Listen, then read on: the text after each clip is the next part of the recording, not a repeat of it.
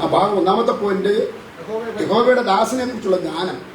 ഞാൻ ഒന്നുകൂടി ആവർത്തിച്ച് പറയാം. 42, 49, 50, 52 അധ്യായങ്ങൾ പഠിക്കുമ്പോൾ മശിഹയെ കുറിച്ച് പറയുന്ന ഭാഗങ്ങളെ കുറിച്ചാണ് പറയുന്നത്. ഇനി സ്തോത്രം വാക്യം 10 എഴുതിയിരിക്കുന്നത് ദൈവത്തെ എന്ത് ചെയ്യും, ഭയപ്പെടണം എന്നുള്ള വിഷയത്തെ ആസ്പദമാക്കിക്കൊണ്ട് കമ്പിമാരിയത്തിൽ ചില കാര്യങ്ങൾ പറഞ്ഞ് അവസാനിപ്പിക്കുവാൻ താല്പര്യപ്പെടുകയാണ്. ദൈവഭക്തിയുടെ 2 പ്രധാനപ്പെട്ട ഘടകങ്ങളാണ് ദൈവത്തെ ഭയപ്പെടുന്നതും ദൈവത്തെ അനുസരിക്കുന്നതും. ദൈവഭക്തിയുടെ 2 പ്രധാനപ്പെട്ട കാര്യങ്ങളാണ് ദൈവത്തെ എന്ത് ചെയ്യണം, ഭയപ്പെടണം, ദൈവത്തെ എന്ത് ചെയ്യണം. ഭയപ്പെടുക എന്ന് പറഞ്ഞിട്ടുണ്ടെങ്കിൽ നമ്മുടെ ദൈവം ഒരു ഭീമസ്വരൂപിയൊന്നുമല്ല. കർത്താവിന് സ്തോത്രം. മറ്റുള്ള ദൈവങ്ങളെ പോലെ നമ്മുടെ ദൈവം ഭയപ്പെടുത്തുന്ന ഭയാനകരമായ ഒരു ദൈവമൊന്നല്ല. പ്രത്യുത ദൈവത്തിന്റെ സ്നേഹത്തിന്റെ ആഴത്തിലേക്ക് നമ്മൾ വരുമ്പോൾ ആ ഭയത്തിൽ നിന്നും ആ ദൈവസ്നേഹത്തിൽ നിന്നും ഉളവാകുന്ന ദൈവഭയമാണ് വേദപുസ്തകം പഠിക്കുമ്പോൾ നമുക്ക് മനസ്സിലാകുന്നത്. അപ്പോൾ തന്നെ നിങ്ങൾ കേൾക്കണം, വേദപുസ്തകത്തിൽ നമ്മൾ പഠിച്ചു വരുമ്പോൾ വളരെ ശ്രദ്ധിക്കണം. ദൈവം എന്താണ് ഭയപ്പെടുക എന്ന് പറഞ്ഞിട്ടുണ്ടെങ്കിൽ അതിനൊത്തിരി നിർവചനങ്ങളുണ്ട്. ആ നിർവചനങ്ങളൊക്കെ പഠിച്ചു വരുമ്പോൾ ദൈവഭയം എന്ന് പറഞ്ഞാൽ എന്താണ്, ദൈവത്തെ ഭയപ്പെടുക എന്ന് പറഞ്ഞാൽ എന്താണ്. ഒരിക്കലും ഒരു കാലഘട്ടത്തിലൊക്കെ ഞങ്ങൾ പണ്ടുള്ള ജാതീയ പശ്ചാത്തലങ്ങളൊക്കെ ആയിരുന്ന ആ സന്ദർഭങ്ങളിൽ ആ ഈശ്വരന്മാരെയൊക്കെ ഞങ്ങൾ ഭയപ്പെടുന്ന ഒരനുഭവം ഉണ്ടായിട്ടുണ്ട്. കർത്താവിന് സ്തോത്രം ചെയ്യുന്നു. പക്ഷേ പ്രിയ ദൈവത്തിന്റെ മക്കളെ നോക്കണമേ, ആ ദൈവത്തെ ഭയപ്പെടുന്നത് പോലെയല്ല നമ്മുടെ ദൈവത്തെ ഭയപ്പെടുക എന്നുള്ളത്. നമ്മുടെ ദൈവത്തെ ഭയപ്പെടുന്നതിന് വ്യത്യസ്തമായിട്ടുള്ള ഭാഗങ്ങൾ തിരുവചനം പഠിക്കുമ്പോൾ എന്താണ് ഭയം എന്നുള്ള കാര്യത്തെക്കുറിച്ച് നമ്മൾ പഠിക്കേണ്ടത് ഏറ്റവും അത്യന്താപേക്ഷിതമായിട്ടുള്ള കാര്യം. വളരെ ശക്തിയോടുകൂടി ആയിരുന്നാട്ട് കർത്താവിന് സ്തോത്രം. അപ്പൊ ഈ ദൈവം ആരാണെന്നുള്ള ഒരു ചിന്ത നമുക്കുണ്ടെങ്കിൽ ദൈവത്തെ ഭയപ്പെടും. ഈ ദൈവം ആരാണെന്നുള്ള ചിന്ത നമുക്ക് എപ്പോഴും ഭരിച്ചു നോക്കില്ല. നിങ്ങൾ വളരെ ശ്രദ്ധിച്ചേ, ദൈവം ആരാണെന്നുള്ള ചിന്തയാണ് നമുക്ക് പലപ്പോഴും നമ്മളിലൊക്കെ ഉണ്ടായിരിക്കുന്നത്. ദൈവം ആരാണെന്നുള്ള ചിന്ത നമുക്ക് പലപ്പോഴും ഉണ്ടായിട്ടുണ്ടോ? കർത്താവിന് സ്തോത്രം ചെയ്യുന്നു. ഞാൻ പലപ്പോഴും പ്രസംഗിക്കുമ്പോൾ പറയും, ദൈവത്തെ ആരാധിക്കുന്നു. എന്തിനാ ആരാധിക്കുന്നു? എന്തിനാ ഈ ആരാധിക്കുന്നു? നിങ്ങൾ പറയും, ഞങ്ങൾ പറയും ദൈവത്തെ ആരാധിക്കണം, ദൈവത്തിന് മഹത്വം പറയണം, ദൈവത്തിന്. അപ്പം നിങ്ങൾ ഈ പാസ്റ്റിന് വേറെ ഒരു പരിപാടി, നിങ്ങളാരും ചിന്തിക്കുന്നല്ല. ഈ പുള്ളിക്ക് ഒരു പരിപാടിയില്ല. എപ്പോഴും അങ്ങനെയൊക്കെയാണോ ആരാധിക്കുന്നത്, അങ്ങനെയൊക്കെയാണോ സ്വത്രം പറയിപ്പിക്കുന്നതെന്നൊക്കെ ചിലർക്ക് ധാരണ ഉണ്ടാകും. എന്തിനാ ദൈവത്തെ ആരാധിക്കുന്നത്? കർത്താവിന്റെ സ്തോത്രം. നമ്മൾ മനസ്സിലാക്കണം, ദൈവത്തെ ആരാധിക്കുന്നത് എന്തിനാണെന്ന് ചോദിച്ചാൽ, എന്തിനാ? കർത്താവ് ദൈവം ആരാധനയ്ക്ക് യോഗ്യനായതുകൊണ്ട്. അങ്ങനല്ലേ? സ്തോത്രം. നമ്മുടെ ദൈവം ആരാധനയ്ക്ക് യോഗ്യനായതുകൊണ്ടാണ് നമ്മൾ എന്ത് ചെയ്യുന്നത്? നമ്മൾ ബൈബിൾ പഠിച്ചു നോക്കിക്കേ, കോടിക്കണക്കിന് ദൂതന്മാരുടെ ആരാധന പുരുഷനാണ് നമ്മുടെ കർത്താവ്. ശരിക്കും പറഞ്ഞാൽ വെളിപ്പാട് പുസ്തകമൊക്കെ നിങ്ങൾ വായിക്കണം. എത്ര പേരാ വെളിപ്പാട് പുസ്തകം ഒരാവർത്തിയെങ്കിലും വായിച്ചിട്ടുള്ളത്? ആ വെളിപ്പാട് പുസ്തകം പഠിച്ചു വരുമ്പോൾ കർത്താവിന് ദൈവത്തെ മഹത്വപ്പെടുത്തുന്നതും കുഞ്ഞാടിനെ വീണ് നമസ്കരിക്കുന്നതും 24 മൂപ്പന്മാർ തങ്ങളുടെ കിരീടങ്ങൾ എന്ത് ചെയ്തു? തറയിലിട്ടു. എന്തിനാ ഈ 24 മൂപ്പന്മാരെ തങ്ങളുടെ കിരീടങ്ങൾ തറയിലിടുക എന്ന് പറഞ്ഞാൽ നിങ്ങൾ അതിന്റെ വ്യാഖ്യാനത്തിൽ ഞാൻ പഠിച്ചപ്പോൾ എനിക്കൊരു കാര്യം മനസ്സിലായി. ദൈവം അവർക്ക് കൊടുത്തിരിക്കുന്ന പദവിയാണ് 24 കിരീടം. ദൈവം അവരെ ബഹുമാനിച്ചത് അല്ലേ? നമുക്കൊരു പ്രതിഫലം ഉണ്ടാകും. എവിടെ വെച്ചാൽ നമുക്ക് പ്രതിഫലം കിട്ടുന്നതിനൊക്കെ നമുക്ക് വേദപുസ്തകത്തിൽ പഠിക്കുന്നുണ്ട്. അതായത് സ്തോത്രം ചെയ്യുന്നു, കർത്താവിന്റെ കാഹള ശബ്ദം കേൾക്കുമ്പോൾ മരിച്ച വിശുദ്ധന്മാരും ജീവനോടെ ശേഷിക്കുന്ന വിശുദ്ധന്മാരും ഒരുമിച്ച് എടുക്കപ്പെടുന്ന ആ സന്ദർഭത്തിൽ സ്വർഗത്തിൽ എടുക്കപ്പെടുമ്പോൾ 7 വർഷം നമുക്ക് എന്ത് ചെയ്യും? അവിടെ നമുക്ക് പ്രതിഫലം കിട്ടുന്നതിനെ കുറിച്ച് ബൈബിൾ വ്യക്തമായിട്ട് അനുശാസിക്കുന്നുണ്ട്. കർത്താവിന് സ്തോത്രം ചെയ്യുന്നു അല്ലേ? നമുക്കൊരു പ്രതിഫലം ലഭിക്കും, നിശ്ചയമായിട്ടുമുണ്ട്. ഞാൻ പറഞ്ഞു വന്നതിന് അർത്ഥം മനസ്സിലാകുന്നുണ്ടോ? ആ പ്രതിഫലം ലഭിക്കുന്നതിനനുസരിച്ച് നമുക്കൊത്തിരി പദവികൾ ദൈവം നമുക്ക് നൽകുവാൻ. അതിനെ കുറിച്ചൊന്നും ഞാൻ പോകുന്നത് എന്റെ സബ്ജക്റ്റിലേക്ക് വരുവാൻ താല്പര്യപ്പെടുകയാണ്. കർത്താവിന് സ്തോത്രം ചെയ്യുന്നു. അപ്പൊ ആ ബഹുമാനം സ്വർഗത്തിലെ ദൈവത്തിന് മുമ്പിൽ 24 മൂപ്പന്മാരും അതായത് തങ്ങളുടെ കിരീടങ്ങൾ തലയിൽ വെച്ചുകൊണ്ട് അവരെന്ത് വീഴുക, ഉറങ്ങുന്നില്ല അല്ലേ പറഞ്ഞു? ശ്രദ്ധിച്ചിരിക്കുക. എല്ലാത്തിനും സ്തോത്രം പറയണം. വളരെ ശ്രദ്ധയോടുകൂടി അതിനകത്ത് കർത്താവിന് അപ്പൊ 24 മൂപ്പന്മാര് തങ്ങളുടെ കിരീടങ്ങൾ തറയിലിടുക. എന്തിനാ ഈ തറയിലിടുന്നതിന്റെ കാരണം? എന്തിനാ? സ്തോത്രം. 24 മൂപ്പന്മാര് കിരീടങ്ങൾ തറയിലിടാനൊരു കാരണമുണ്ട്. സ്തോത്രം. ഇതല്ല ഞങ്ങൾക്ക് ഞങ്ങളുടെ ഭൗതികങ്ങളോ സ്വത്തുക്കളോ ഞങ്ങളുടെ നന്മകളോ ഇതൊന്നുമല്ല ഞങ്ങൾ വലുതായി കാണുന്നത്. ഞങ്ങളെ ആരെ വലുതായി കാണുന്നത്? ഞങ്ങളുടെ കർത്താവിനെ ഞങ്ങൾ വലുതായി കാണുന്നത്. ഒരു സ്വത്രം പറയാൻ എത്ര പറ്റും? ഞങ്ങളുടെ കർത്താവിനെ ഞങ്ങൾ വലുതായി കാണുന്നത് കൊണ്ട് ഞങ്ങൾക്ക് ആരാധിക്കാതിരിക്കുവാൻ പറ്റില്ല. അപ്പം ഞങ്ങൾക്ക് കിട്ടുന്ന ഭൗതിക നന്മകളും ഞങ്ങൾക്ക് കിട്ടുന്ന മെറ്റീരിയൽ അനുഗ്രഹങ്ങളും ഞങ്ങൾക്ക് കിട്ടുന്ന സ്വത്തുക്കളും കൊണ്ടല്ല ഞങ്ങൾ ദൈവത്തെ ആരാധിക്കുന്നത്. സ്തോത്രം. പ്രത്യേക ഇതിനൊന്നുമല്ല ഞങ്ങൾ പ്രാധാന്യം കൊടുക്കുന്നത്. ഏതിനാ പ്രാധാന്യം കൊടുക്കുന്നത്? ദൈവത്തിനാണ് ഞങ്ങൾ ഒന്നാമതായിട്ട് പ്രാധാന്യം. ഞാൻ വിഷയത്തിലേക്ക് വരുവാൻ താല്പര്യപ്പെടുകയാണ്. അപ്പൊ ദൈവത്തെ ഭയപ്പെടുക എന്ന് പറഞ്ഞാൽ എന്താണ്? ഒന്നുകൂടി ആവർത്തിച്ച് പറയാം. ദൈവഭക്തിയുടെ രണ്ട് പ്രധാനപ്പെട്ട ഘടകങ്ങളാണ് ദൈവത്തെ ഭയപ്പെടുന്നതും ദൈവത്തെ അനുസരിക്കുന്നതും. അപ്പൊ നോക്കിക്കേ, ഒന്നുകൂടി ആവർത്തിച്ച് പറയാം. ദൈവം ആരാണെന്നുള്ള അറിവ് ഇല്ലാത്തത് കൊണ്ടാണ് ദൈവത്തെ പലർക്കും എന്തില്ലാത്തത്? ദൈവം ആരാണെന്ന് മനസ്സിലാവുന്നുണ്ടോ? എബ്രായലേഖനം നോക്കിക്കേ, നിങ്ങൾ വായിച്ചു വരുമ്പോൾ എഴുതിയിട്ടുണ്ട് ദൈവം ആരാണെന്നുള്ള ആ ദൈവത്തിന്റെ ഭയങ്കരത്വത്തെ കുറിച്ച് അവർ എഴുതിയിട്ടുണ്ട്. എബ്രായലേഖനം 12-ാം അധ്യായം 18 മുതൽ 21 മുതലുള്ള വാക്യം വായിച്ചേ. സ്ഥൂലമായതും തീ കത്തുന്നതുമായ പർവ്വതത്തിനും, പിന്നെ വായിക്കാൻ മാർക്കെങ്കിലും വായിച്ചേ, എടുത്തോരുന്ന് വായിച്ചേ. സ്ഥൂലമായതും തീ കത്തുന്നതുമായ പർവ്വതത്തിനും മേഘതമസ്, കൂരിരുട്ട്, കൊടുങ്കാറ്റ്, കാഹളനാദം, വാക്കുകളുടെ ശബ്ദം എന്നിവയ്ക്കും അടുക്കലല്ലോ. അടുത്ത വാക്യം വായിച്ചേ. ആ ശബ്ദം കേട്ടവർ ഇനി ഒരു വചനവും തങ്ങളോട് പറയരുതേ എന്ന് അപേക്ഷിച്ചു, അല്ലേ? ഇനി അടുത്ത വാക്യം. ഒരു മൃഗമെങ്കിലും പർവ്വതം തൊട്ട അതിനെ കല്ലെറിഞ്ഞു കൊല്ലണം എന്ന് കൽപ്പന അവർക്ക് സഹിച്ചുകൂടാ. ഞാൻ അടുത്ത വാക്യം കൂടെ ദൈവത്തിന്റെ ഭയങ്കരത്വത്തെ കുറിച്ച് നിങ്ങൾ നോക്കിക്കുക. ഞാൻ അത്യന്തം പേടിച്ചു വിറയ്ക്കുന്നു എന്ന് മോശയും പറയത്തക്കവണ്ണം കാഴ്ച ഭയാനകരമായി. ഹലോ, നോക്കിയാട്ടെ. അപ്പം ദൈവം ആരാണെന്നുള്ള ആ ഒരു കാഴ്ചപ്പാട് നമുക്ക് മനസ്സിലാവുന്നുള്ള ഞാൻ പറഞ്ഞത് കേട്ടോ. ദൈവം ആരാണെന്ന് അറിയാത്തത് കൊണ്ടാണ് പലപ്പോഴും ഇന്നത്തോളം ആത്മീയ കോണത്തിൽ നമ്മുടെ ദൈവമക്കൾക്ക് ദൈവത്തെ എന്തില്ലാത്തത്?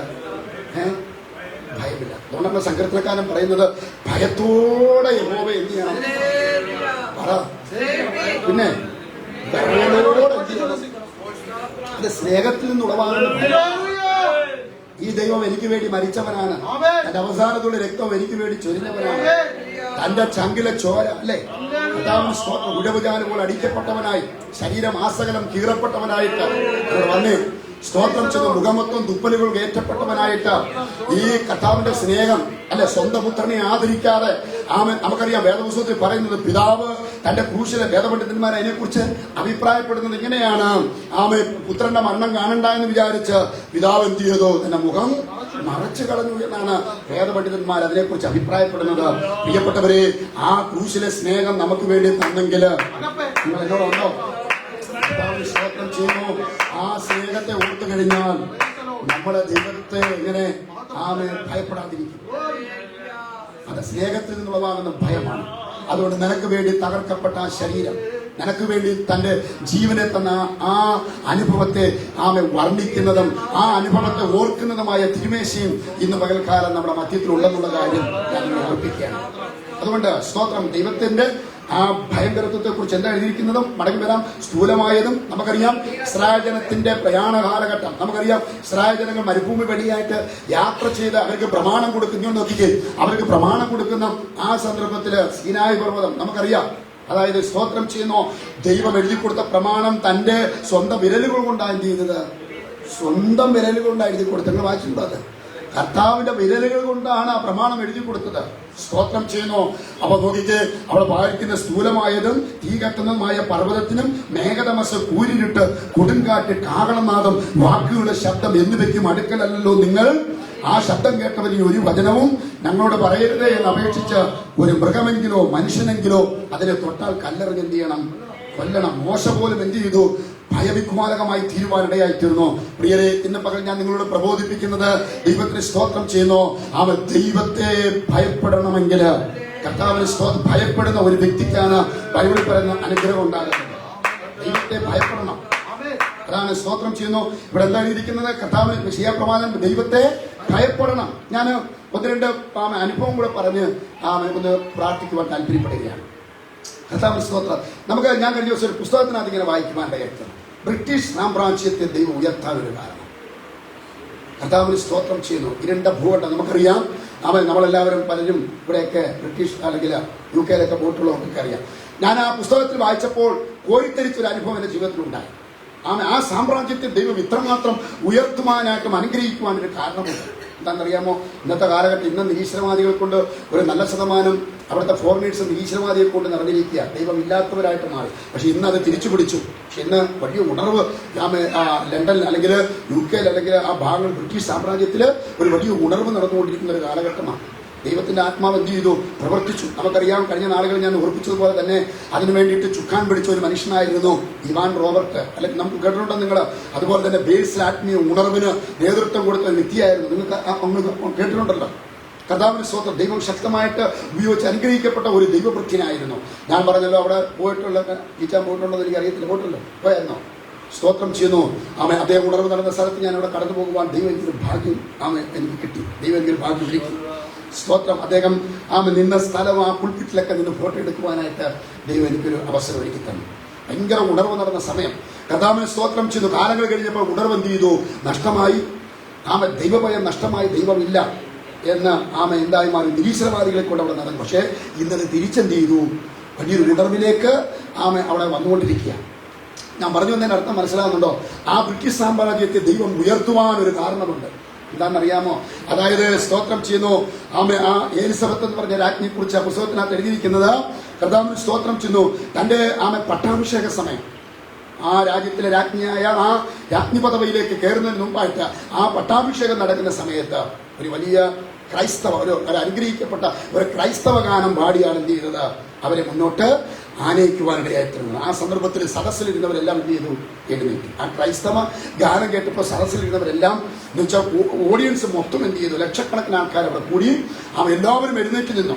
പക്ഷേ ഈ രാജ്ഞിയും എന്ത് ചെയ്തു? എഴുന്നേറ്റ് നിന്നപ്പോൾ രാജ്ഞിയുടെ കൂടെ നിന്ന പടയാളികളും അനുയായികളും പറഞ്ഞു, രാജ്ഞിയല്ലേ എഴുന്നേക്കേണ്ടെന്ന് പറഞ്ഞു. അപ്പോൾ ആ എലിസബത്ത് രാജ്ഞി പറഞ്ഞ കാര്യം എന്താണെന്നറിയാമോ? സ്തോത്രം ചെയ്യുന്നു, ദൈവത്തെ എനിക്ക് ബഹുമാനിക്കണം, ദൈവത്തിനാണ് എനിക്ക് പ്രാധാന്യം, എനിക്ക് ദൈവത്തെ ഭയപ്പെടണം. ആ പുസ്തകത്തിൽ വായിച്ചാൽ എനിക്ക് ദൈവത്തെ എന്ത് ചെയ്യണം? ഭയപ്പെടണം. ദൈവമാണ് എനിക്ക് ഒന്നാം സ്ഥാനം ഞാൻ കൊടുക്കുന്നത്. കർത്താവിനെ കഴിഞ്ഞുള്ള കാര്യമേ ഉള്ളൂ. ഇവിടെ വരെ കൊണ്ടുവന്നതും ഇവനെ ഉയർത്തിയതല്ലേ എൻ്റെ ദൈവമാണ്. ഈ സദസ്സിലേക്ക് എന്നെ ഉയർത്തിയതും ദൈവമാണെന്ന് പറയുവാൻ ഇടയായിത്തീരും. അതുകൊണ്ട് എനിക്ക് എഴുന്നേറ്റ് നിന്ന് ബഹുമാനിക്കണം. ഞാൻ ഓർക്കുന്നുണ്ട്, കർത്താവിന് സ്തോത്രം, ആംഗ്ലേയ സാഹിത്യകാരനായ ചാൾസ് സലാം എന്ന് പറയുന്ന ഒരു വ്യക്തി ഇതിനോട് ചേർന്ന് അറിവിന് വേണ്ടി പറയുക. ഭൂതകാലത്തിലെ മഹാന്മാരെല്ലാം കൂടെ അദ്ദേഹം സ്തോത്രം ചെയ്യുന്നു റൂമിൽ ഇരിക്കുമ്പോൾ തന്നെ സ്നേഹിതന്മാരുമായിട്ട് സംസാരിച്ചു. ഭൂതകാലത്തിലെ മഹാന്മാരെല്ലാം ഈ റൂമിൽ വന്നാൽ നമ്മൾ എന്ത് ചെയ്യും? എല്ലാവരും പറഞ്ഞു, ഞങ്ങൾ എന്ത് ചെയ്യും? സ്തോത്രം എഴുന്നേറ്റ് നിന്ന് ബഹുമാനം. അദ്ദേഹം പറഞ്ഞു, യേശു വന്നാലോ മുഴങ്കാൽ മടക്കി നമസ്കരിക്കും. സ്തോത്രം. ഭൂതകാലത്തിലെ മഹാന്മാർ വന്നാൽ എഴുന്നേറ്റ് നിന്ന് ഞങ്ങൾ എന്ത് ചെയ്യും? അപ്പൊ യേശു വന്നാലോ? ചാൾസ് സലാം ചോദിച്ചു, യേശു വന്നാലോ? ഞങ്ങൾ മുട്ടിലിരുന്ന് ദൈവത്തെ മഹത്വപ്പെടുത്തി ബഹുമാനിക്കും. ഇവിടെ വ്യത്യാസമല്ല. ഞാൻ പറഞ്ഞു വന്നതിന് അർത്ഥം എന്ന് പറഞ്ഞതുപോലെ ഈ എലിസബത്ത് രാജ്ഞിയും പറഞ്ഞെന്തെന്നറിയാമോ? ദൈവത്തിന് ഭയപ്പെടണം, ദൈവത്തെ ഭയപ്പെടണം, ദൈവത്തിനാണ് ഞാൻ പ്രാധാന്യം കൊടുക്കുന്നത്. പിന്നീട് ആ പുസ്തകത്തിൽ ഞാൻ വായിച്ചത്, ആ ബ്രിട്ടീഷ് സാമ്രാജ്യത്തെ ദൈവം എന്ത് ചെയ്യുന്നു? ഏറ്റവും ഉന്നതമായ നിലയിൽ ലോകത്തിൽ അറിയപ്പെട്ട ഒരു രാജ്യമാക്കി ദൈവം മാറ്റിയതിന്റെ പിന്നിലെ രഹസ്യം മനസ്സിലാകുന്നുണ്ടോ? ദൈവഭയമായിരുന്നു.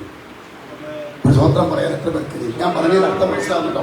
ഒരു ഉണർവ് പ്രസംഗമൊന്നുമല്ല, കർത്താവ് തന്ന വചനത്തിന്റെ ചില ദൂതുകളാണ് പറയുന്നത്. ദൈവഭയം നമ്മുടെ അകത്തിയ ദിവസങ്ങളിൽ അതോ ദൈവഭയം എന്ത് ചെയ്യണം? ഈ ദിവസങ്ങൾ നമ്മുടെ അകത്തൊന്ന് വരണം. കർത്താവിന് സ്തോത്രം ചെയ്യുന്നു. ഞാൻ ഒന്ന് രണ്ട് ഭാഗം കൂടെ വേഗത്തിൽ കമ്പി പാചകത്തിൽ പറഞ്ഞ് അവസാനിപ്പിക്കാം. മത്തായിയുടെ സുവിശേഷം 17-ാം അധ്യായം 6-ാമത്തെ വാക്യത്തിലേക്ക് വരുമ്പോൾ ദൈവഭയത്തെ കുറിച്ച് ഇവിടെ പറയുന്നുണ്ട്. ശിഷ്യന്മാർ അത് കേട്ട് ഏറ്റവും ഭയപ്പെട്ട് ഇവിടെ യേശുവിന്റെ രൂപാന്തരത്തെ കുറിച്ച് പറയുന്ന ഭാഗമാണ്. എന്താ യേശുവിന്റെ രൂപാന്തരത്തെ കുറിച്ച് പറയുന്നത്? നിങ്ങൾ വളരെ ശ്രദ്ധിക്കണം.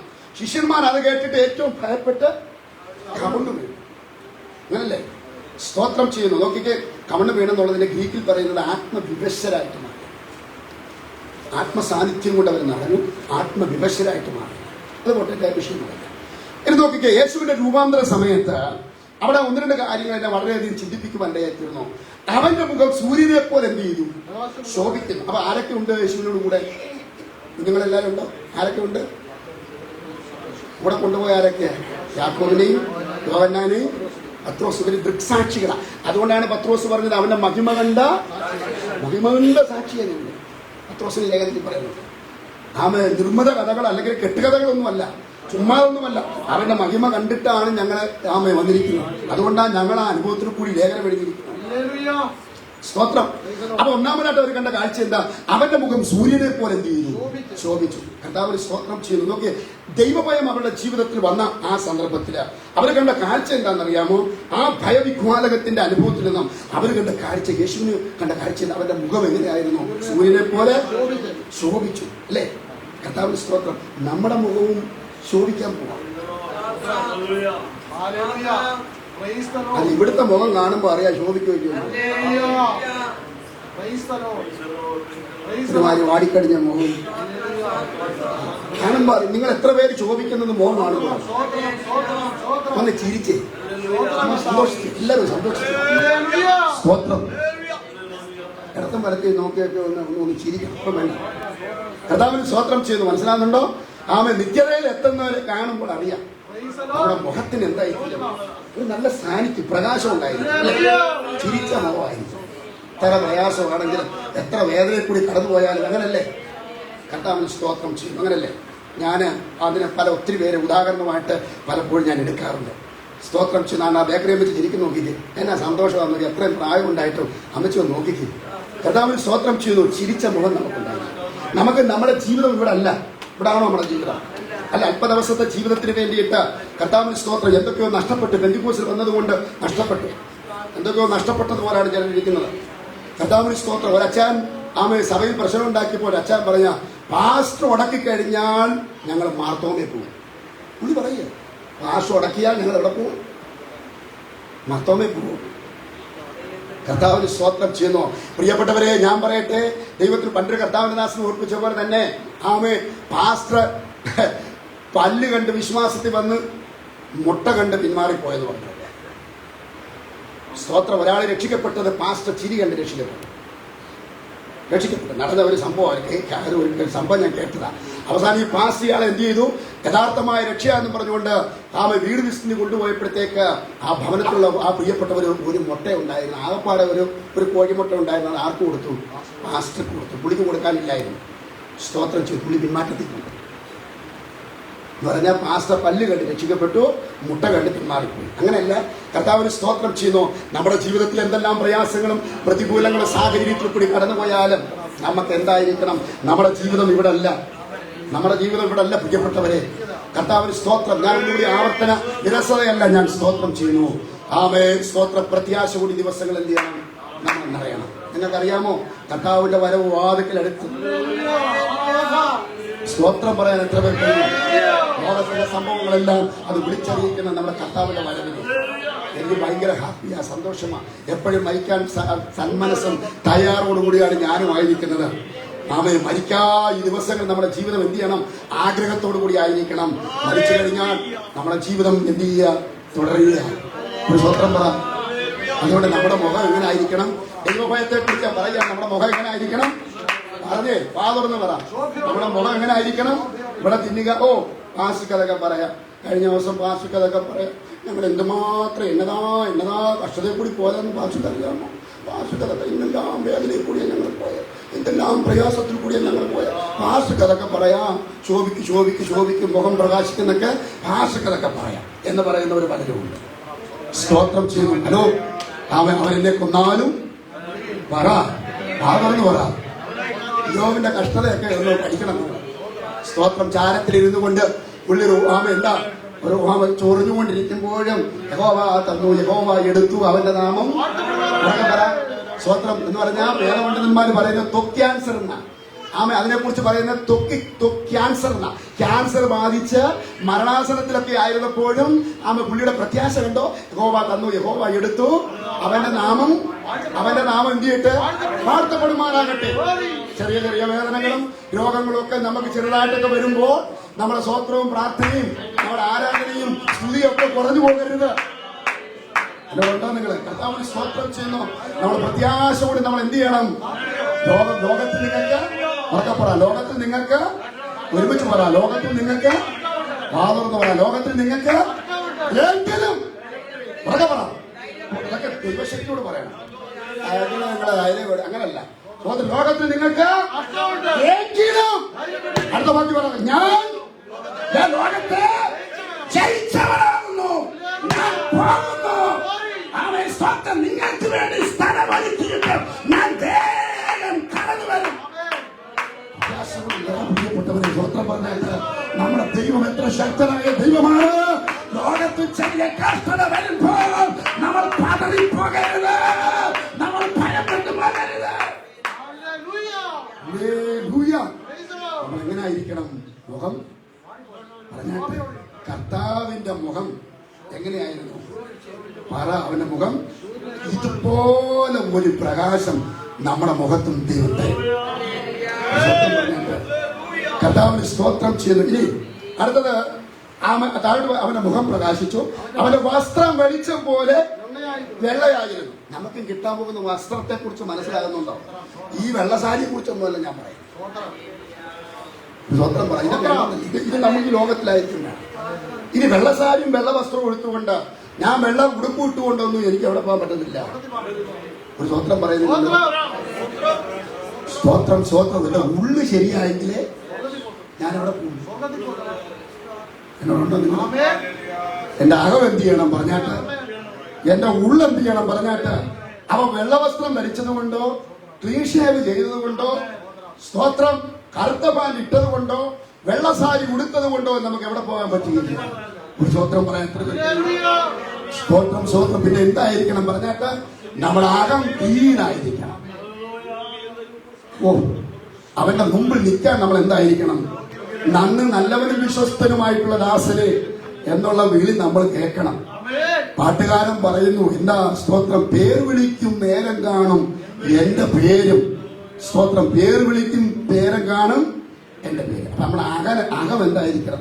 ഓളാമ്പി ഞാൻ പറഞ്ഞിട്ടുണ്ടല്ലോ, എത്ര അപ്പച്ചന്മാർക്കറിയാം, എത്ര നല്ലതാണെങ്കിലും സാവപ്പാസെടുത്ത് കൊടുത്തിട്ട് ഞാൻ പറയാ, ചായ അതിനകത്ത് കൊടുത്തിട്ട് ഒന്ന് കുടിക്കാമോ എന്ന് ചോദിച്ചാൽ ജീവിതത്തിൽ സാവപ്പാസ് കുടിക്കുന്നു. ഓളാമ്പി നല്ലതൊക്കെ, പക്ഷെ സാവപ്പാസ് കുടിക്കുന്നു. അതിനകത്ത് തുപ്പിട്ടൊന്നുമില്ല. സ്തോത്രം ചെയ്യുന്നു, പക്ഷെ സാവപ്പാസ് ഒരിക്കലും എന്ത് ചെയ്യില്ല. കർത്താവിന്റെ സ്തോത്രം, കോളാമ്പിക്കകത്ത് ചായ കുടിച്ചാൽ എന്ത് ചെയ്യില്ല. അവൻ പുറം നല്ല ക്ലീനാണ്, പക്ഷേ സ്തോത്രം ചെയ്ത് പുറം കൊണ്ടല്ല പ്രിയപ്പെട്ടവരെ, അകം നല്ലതായിട്ട് ക്ലീൻ ആവണം. സ്തോത്രം പറഞ്ഞാട്ട് അവൻ നമുക്ക് എന്ത് ചെയ്യാൻ കൂടിയാണ്. അതുകൊണ്ടാണ് അപ്പോസ്തലൻ പൗലോസ് പറഞ്ഞത്, കൂടാരമായ ഞങ്ങളുടെ ഭൗമഭവനം അഴിഞ്ഞു പോയാലും കൈപ്പണിയില്ലാത്തൊരു വീട് എനിക്ക് ദൈവം ഒരുക്കിയിരിക്കില്ല. സ്തോത്രം പറ. സ്തോത്രം. ഈ ലോകത്തിലെ വീടെല്ലാം ഇട്ടിട്ട് പോകും നമ്മൾ.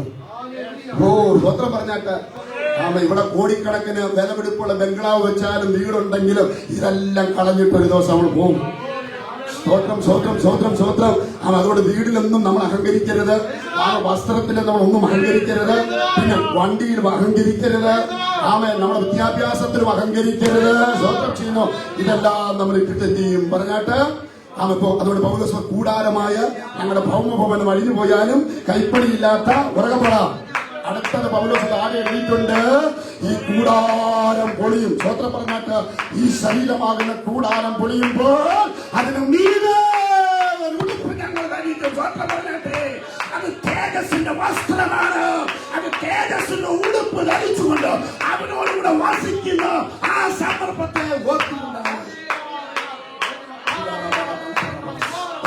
സ്വത്രം പറയാൻ പറ്റും. പ്രത്യാശ കൊണ്ട് നിറഞ്ഞ്, ആ പ്രത്യാശ കൊണ്ട് നിറഞ്ഞ് ദൈവത്തിന് മകത്തപ്പെടുകയായിട്ട് പ്രത്യാശ കൊണ്ട് നിറ. നീയെ എനിക്ക് ഒരു ഉടുപ്പ് ദൈവം തരാൻ പോകുക. അത് തേജസ്സിന്റെ വസ്ത്രമാണ്. ആ ഉടുപ്പ് ധരിക്കാൻ ഞാൻ പോവുകയാണ്. അതിനു വേണ്ടിയിട്ടാണ് ഈ ദിവസങ്ങളില് ദൈവഭയത്തോടെ ഞാൻ മുന്നോട്ട് പോകേണ്ടത്. പരിശുദ്ധാത്മാവ് ശക്തിയോടെ പറയട്ടെ, സൂര്യനെ പോലെ പ്രകാശിക്കുന്ന സ്വന്തം തേജസ് ഉടുക്കുന്ന ഒരു അനുഭവം.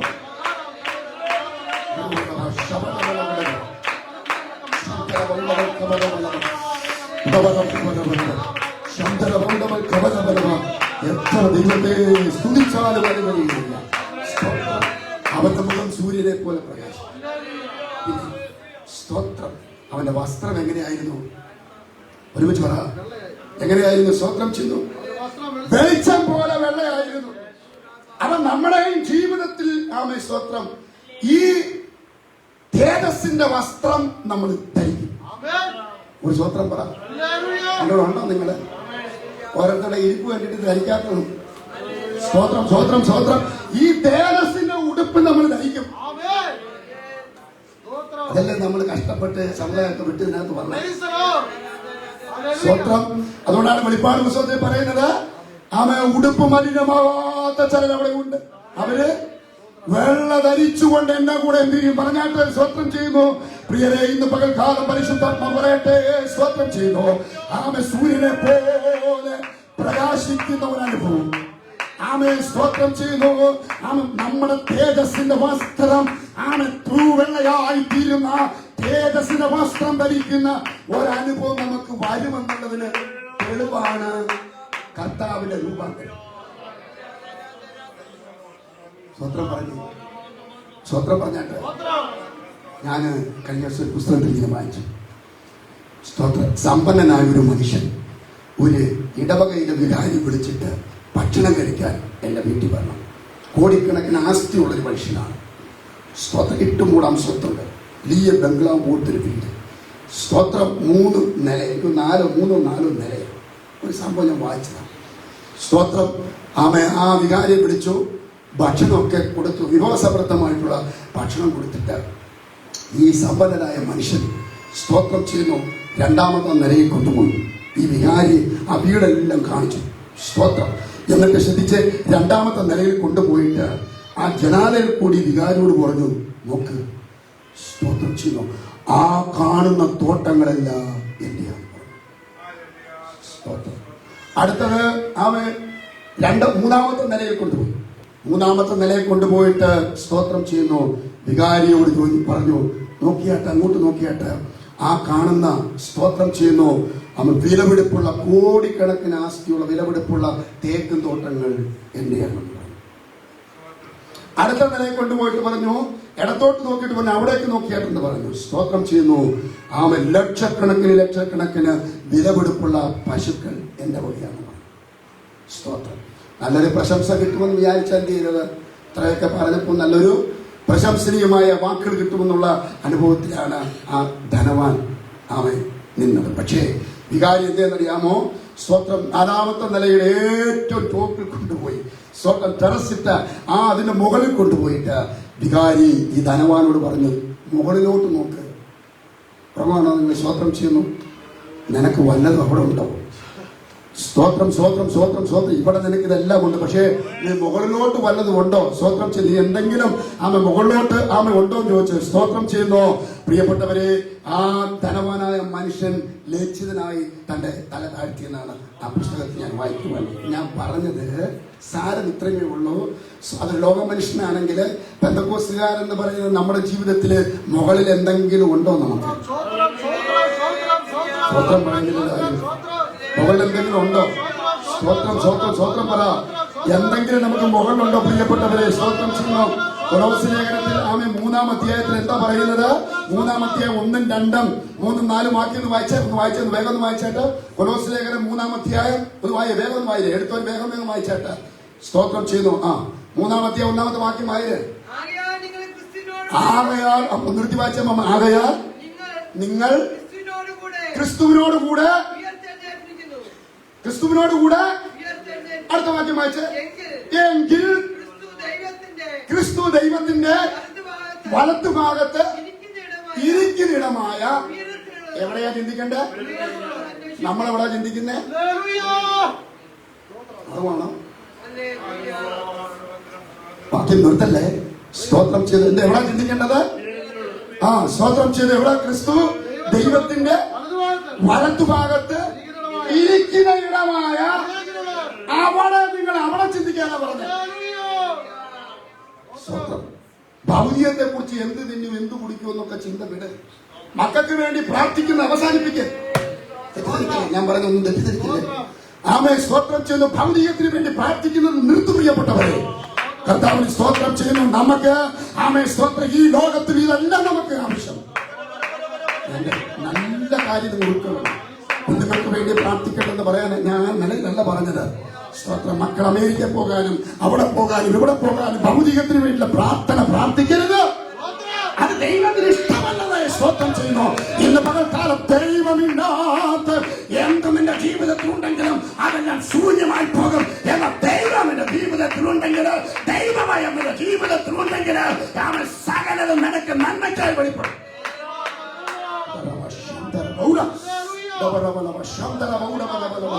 ഞാൻ സന്തോഷം കൊണ്ട് നിറയുന്നു. ഒരു സ്വത്രം പറയാൻ എത്ര പേർ കഴിയും? ആശ്രയിക്കാൻ സ്വത്രം പറ. എവിടെ ചിന്തിക്കണമെന്നാ? ഒരുമിച്ച് പറ. എവിടെ ചിന്തിക്കണം? നമ്മളെവിടെ ചിന്തിക്കുന്നേ? സ്വതന്ത്രം താഴെ ചിന്തിച്ച് എന്ത് തിന്നും എന്ത് കുടിക്കും ആകുലമായ ചിന്തകളുമായിട്ട് ദൈവസഭയിൽ നമ്മൾ എന്ത് ചെയ്യും? നമ്മൾ ഇങ്ങനെ എല്ലാ ഭാരവും വഹിച്ചുകൊണ്ട് ഇങ്ങനെ നടക്കുക.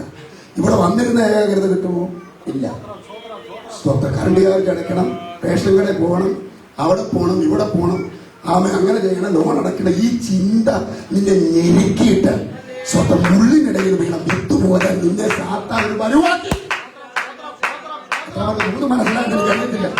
ഈ ചിന്തകളെല്ലാം നിന്റെ മനസ്സിനകത്ത് കൊണ്ടിട്ടിട്ട് ദൈവത്തിൽ സന്നിധിയിൽ ഏകാഗ്രതയോടെ നിനക്ക് ആരാധിക്കുവാൻ കഴിയുന്നില്ലെങ്കിൽ പരിശുദ്ധാത്മാ പറയട്ടെ, നിന്റെ ക്രിസ്ത്യൻ ജീവിതം വ്യർത്ഥമാണ്.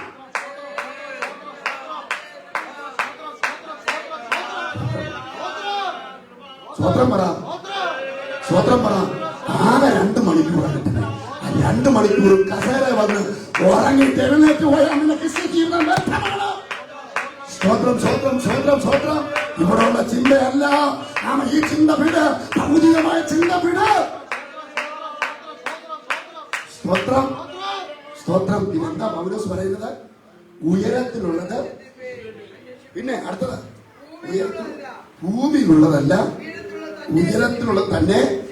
അടുത്ത വാക്ക് ഇവിടെ, നിങ്ങൾ മരിച്ച് നിങ്ങളുടെ ജീവൻ ക്രിസ്തുവിനോടുകൂടെ ദൈവത്തിൽ മറഞ്ഞിരിക്കുന്നു.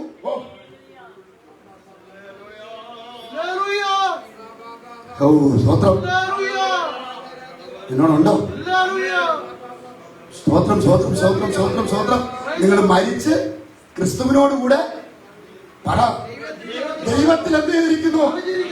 മറഞ്ഞിരിക്കുന്നു എന്ന് പറഞ്ഞാൽ ഇപ്പോൾ മരിച്ചാൽ നമ്മൾ അങ്ങോട്ടാണ്.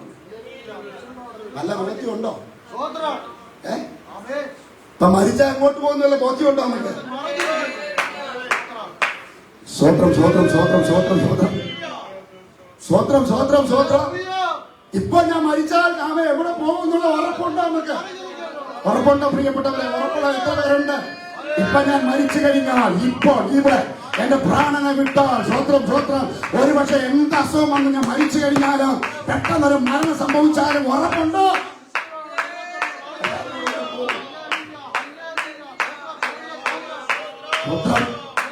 സ്വോത്രം പറ. കൊച്ചുകുഞ്ഞുപദേശ് പറഞ്ഞത് ഒന്നുകൂടി ആവർത്തിച്ച് പറയാം. മരിക്കാറായപ്പോ പുള്ളി ഒരു കാര്യം പറഞ്ഞു. എന്തോ പറഞ്ഞറിയോ? വായിച്ചിട്ടുണ്ടോ? കൊച്ചുകുഞ്ഞുപദേശ് പറഞ്ഞ അത് കൊച്ചുകുഞ്ഞുപദേശി അല്ലേ? സ്തോത്രം ചെയ്ത എനിക്കെന്നാ പറഞ്ഞുകൊണ്ടായിരിക്കുന്നത്. കൊച്ചുകുഞ്ഞുപദേശ് പറഞ്ഞ എന്തോ പ്രത്യാശയുടെ വാക്ക്, ഇതാണോ മരണമെന്നാണ്. മരിക്കാറായ സമയത്ത് ദൂതന്മാരെ കണ്ടുകൊണ്ട് പുള്ളി പറയാം, ഇതാണോ മരണം? സ്തോത്രം. സന്തോഷത്തോടെ ഞാൻ എന്ത് ചെയ്യാം? സന്തോഷത്തോടെ ഉറങ്ങുവാണല്ല, സന്തോഷത്തോടെ ഞാൻ എന്ത് ചെയ്യാം? അത്ര പ്രത്യാശയായിരുന്നു കൊച്ചുകുഞ്ഞുപദേശിക്ക്. സ്വോത്രം, സ്വോത്രം, സ്വോത്രം, സ്വോത്രം. നമ്മുടെ പണ്ടുള്ള അപ്പച്ചന്മാർക്കും അമ്മച്ചിമാരും പ്രത്യാശയോടുകൂടി അവർ അവസാനിക്കുന്നത്. ഇന്ന് നമ്മളെല്ലാം അവസാനിക്കുന്നത് എങ്ങനെയാണ്? അത്ര പ്രത്യാശയോടുകൂടിയുള്ള മരണമായിരുന്നു പിതാക്കന്മാരുടെ മരണം. അപ്പച്ചന്മാരും അപ്പച്ചന്മാരും എന്തിനാ അമ്മയെ കാത്തിരുന്നത് പറഞ്ഞിട്ട് നല്ലൊരു ഉത്ഥാനം, അതെ പുനരുത്ഥാനത്തിന് വേണ്ടിയിട്ട് അവൻ നിത്യതയ്ക്ക് വേണ്ടി പ്രത്യാശയോടെ കാത്തിരുന്നെങ്കിൽ ആ കാഴ്ചപ്പാട് നഷ്ടപ്പെട്ടു. പ്രിയപ്പെട്ടവരെ, സ്തോത്രം ചെയ്യുന്നു. പണ്ടത്തെ കാഴ്ചപ്പാട് നഷ്ടപ്പെട്ടു. പണ്ടത്തെ ആത്മീയ നിലവാരം മാറ്റപ്പെട്ടു. പണ്ടത്തെ ആമേ സ്തോത്രം ചെയ്തു നഷ്ടപ്പെട്ട് ഇന്ന് അവൻ കേവല ലോക സ്നേഹികളായി.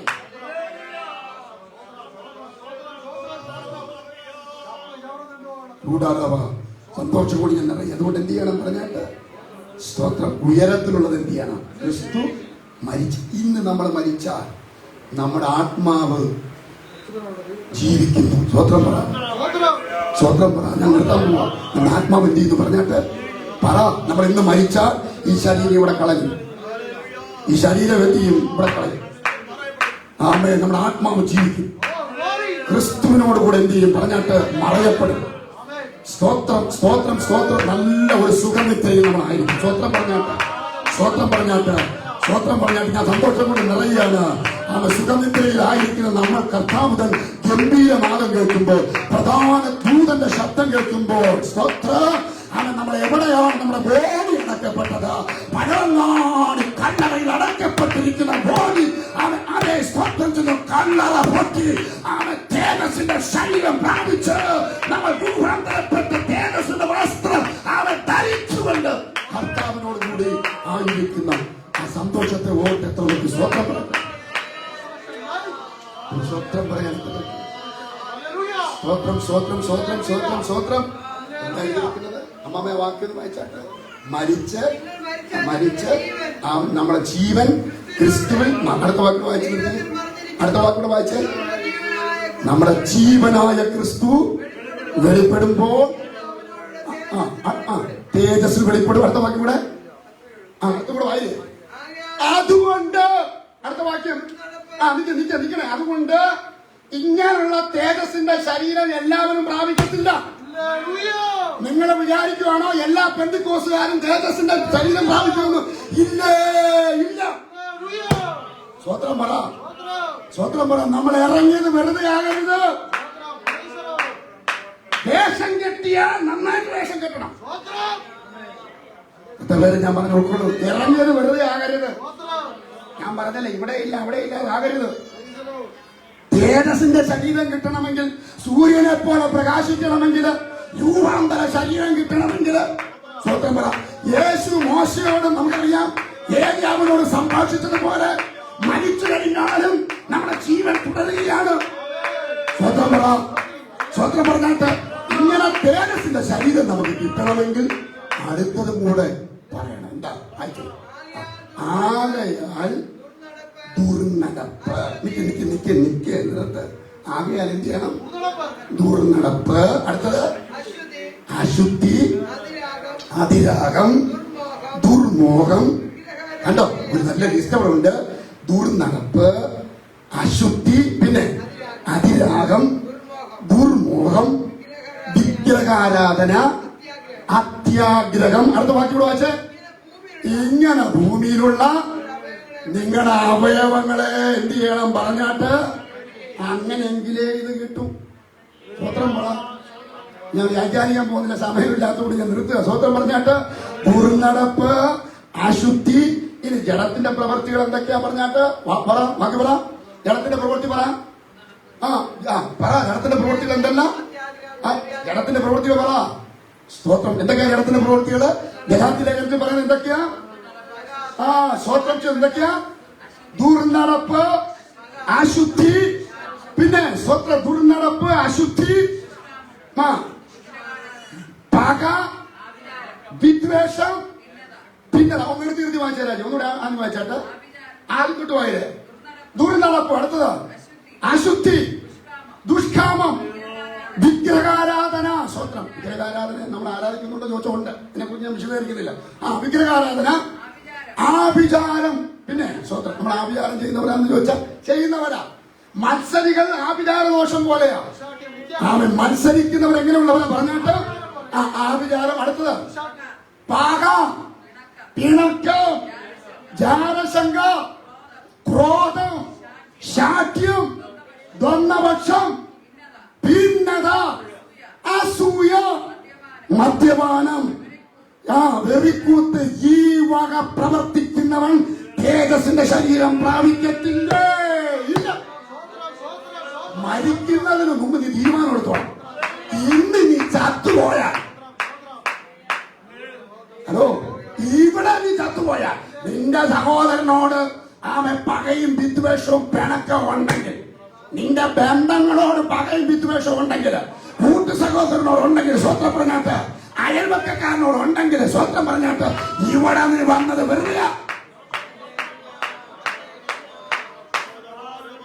സ്വത്രത്തെ പറഞ്ഞോ, സ്വത്രം പറഞ്ഞോ, സ്വത്രം പറയും. സ്വത്രം പറയരുത്. നമുക്ക് നിത്യതേ പോണ്ടേ, സ്വർഗത്തിൽ പോണ്ടേ, നമുക്ക് അങ്ങ് പോണ്ടേ. അവിടെ പോണ്ടേ നമുക്ക്. ഹലോ, സൂര്യനെ പോലെ പ്രകാശിക്കണ്ടേ? വേണോ? തേജസ്സിന്റെ വസ്ത്രം വേണ്ടേ? നിങ്ങൾക്ക് സ്വത്രമൊക്കെ പറഞ്ഞോ? തേജസ്സിന്റെ വസ്ത്രം വേണ്ടേ നമുക്ക്? ഇത് വേണമെങ്കിൽ എന്ത് ചെയ്യണം പറഞ്ഞാട്ട് പരിശുദ്ധാത്മാവ് തരുന്ന വെളിപ്പാട് ഇത് മാറ്റണം. സ്വത്രം പറഞ്ഞാട്ട് ദുർനടപ്പ്, അശുദ്ധി, പക, വിദ്വേഷം, പിണക്കം, ജാരശങ്ക, ക്രോധം, ശാഠ്യം. ഈ വക പ്രവർത്തിക്കുന്നവർ ദൈവ രാജ്യത്തിൽ പോകത്തില്ല. അവർ തേജസ്സിന്റെ വസ്ത്രം ധരിക്കുകയില്ല. അവർ പ്രകാശിക്കത്തില്ല. അവർ സൂര്യനെ പോലെ പ്രകാശിക്കത്തില്ല.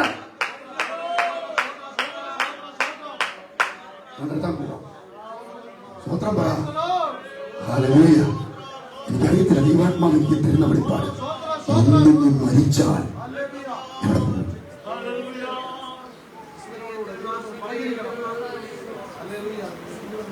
പറഞ്ഞില്ലേ, ഇപ്പൊ നീ മരിച്ചാൽ എവിടെ പോകും? പറയാമോ? പ്രാഗൽഭ്യത്തോടെ ഒക്കെ കൈ ഉയർത്തിപ്പിടിക്കാമോ? ഇപ്പം വേണ്ട. ഇപ്പൊ ഞാൻ മരിച്ച സ്വർഗത്തിൽ പോകുന്ന കൈ ഉയർത്തിപ്പിടിക്കാം.